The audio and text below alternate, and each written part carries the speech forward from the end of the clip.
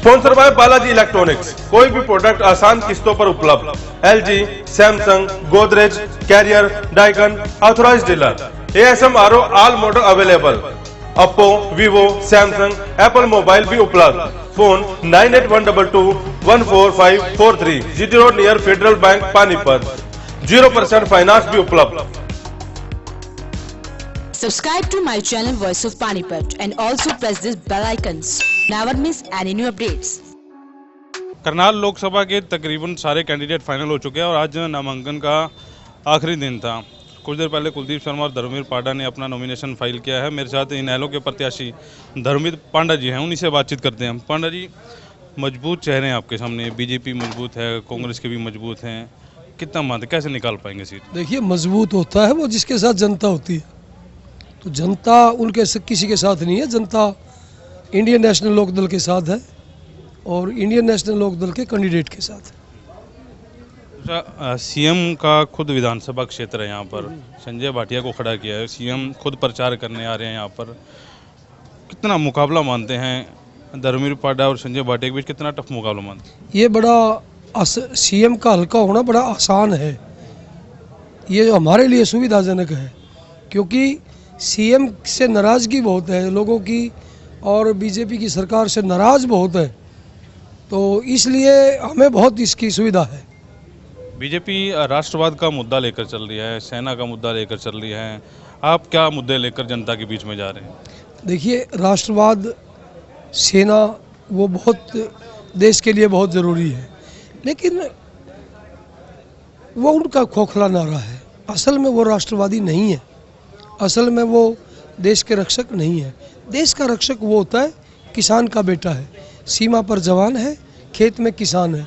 वो खेत के किसान की बात नहीं करते, वो आम आदमी की बात नहीं करते, वो जनहित की बात नहीं करते, वो खोखले नारे देते हैं, भ्रम पैदा करते हैं, भ्रम पैदा करके देश की बात करके, जबकि देश के तो खिलाफ बात करते हैं। जब वो किसान को मारेंगे, मजदूर को मारेंगे, देहात को मारेंगे, युवाओं को रोजगार करेंगे, तो उससे देश मरता है।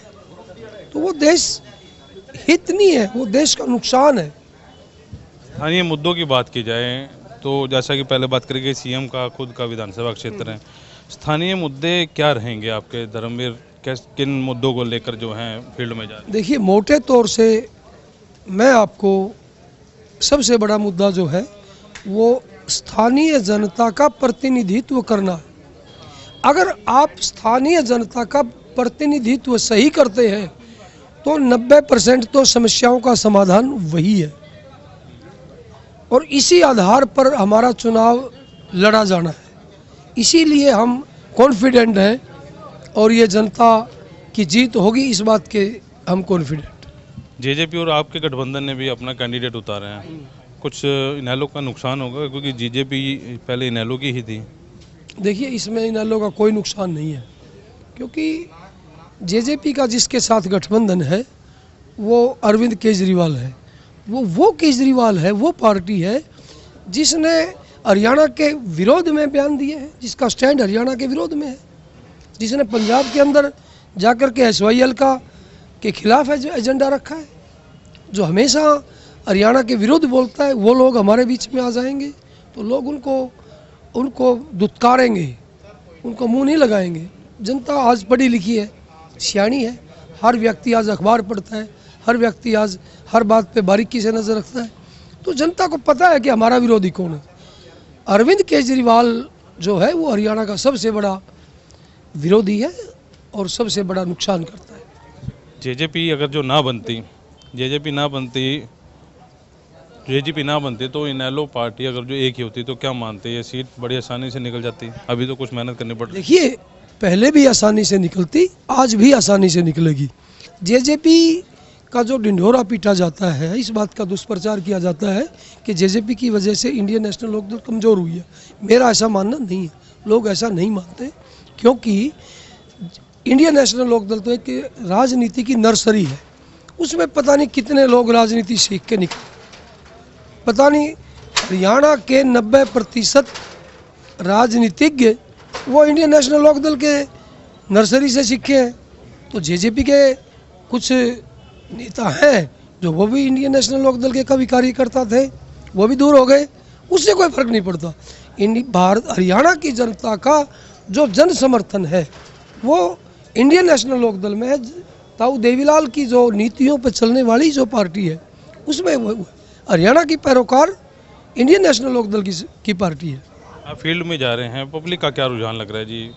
जाहिर तौर पर बीजेपी की बात भी होती है, कांग्रेस की बात भी होती होगी, क्या रुझान लग रहा है? पब्लिक के अंदर बड़ा उत्साह है, क्योंकि पिछले 70 साल में आज पहली बार कोई जनता का नुमाइंदा उम्मीदवार के तौर पर आया है। उनमें बड़ा उत्साह है कि अब की बार हम अपनी आवाज़ को लोकसभा में बुलंद कर सकेंगे, वो बड़े उत्साहित हैं। पिछले सांसद ने कुछ काम करवाए यहाँ पे? पिछले सांसद को तो सब जानते हैं, सबको पता है कि उनके पोस्टर दीवारों पे चिपके हुए थे, गुमशुदा की तलाश।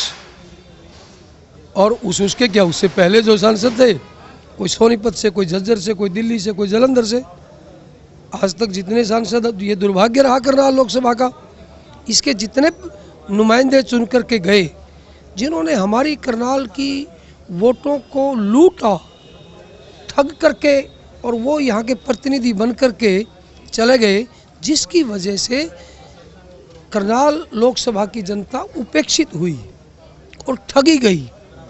अब सचेत हो चुकी है, अब जनता होशियार हो चुकी है, वो सब समझ गए हैं कि अब की बार हम अपना ही नुमाइंदा लोकसभा में भेजेंगे जो हमारी आवाज़ उठाए।